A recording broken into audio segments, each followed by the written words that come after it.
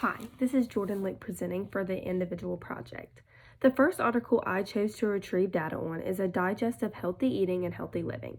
The publication of this article/guide is the Department of Nutrition at Harvard T.H. Chan School of Public Health.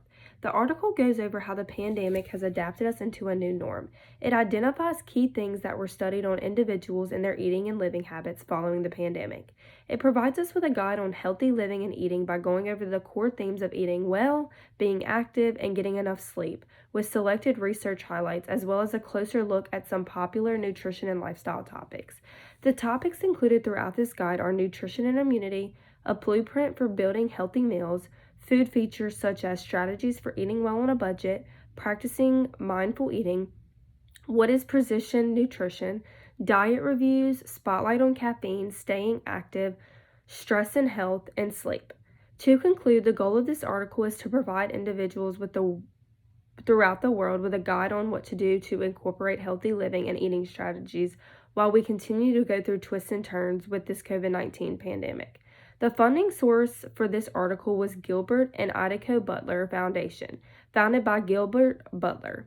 I think this article/guide is credible and accurate owing to the fact that I fact-checked the article and went through the checklist for verifying credibility and accuracy of health information, and it passed my inspection. The article passes the credibility checklist because it provides information on publication, authors, and their credentials.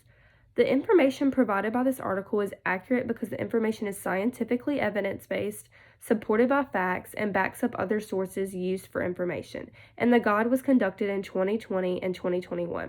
Therefore, this article is credible and accurate. The second article I conducted research on is called Teenagers: How to Stay Healthy and was published by the American Academy of Family Physicians. The article describes what teenagers can do to ensure they are staying healthy. They go over the different ways of staying healthy physically, mentally, emotionally, and behaviorally. They say that physical health can take care of your body in different ways, such as exercising regularly, eating a healthy diet, getting enough sleep, etc.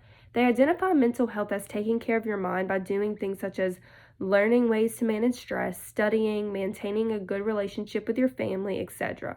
Emotional health is identified as taking care of your feelings by knowing the signs of mental illness, paying attention to your moods and feelings, accepting yourself, etc. Behavioral health is taking care of your safety through your behaviors by driving safely, avoiding violence, etc. In conclusion, the goal of this article is to direct teenagers in the right direction by giving them information in order to help them stay healthy. This article was contributed by Family Doctor editorial staff. I have used the checklist for verifying the credibility and accuracy of health information for this particular article, and it had some gaps in it. The publication as well as the other sources cited were provided, but an author and their credentials were not. I would still say that the information provided by this article is accurate because the information is scientifically evidence-based, supported by facts, and backs up other sources for information. And the article was updated in 2019, so it's pretty current as well.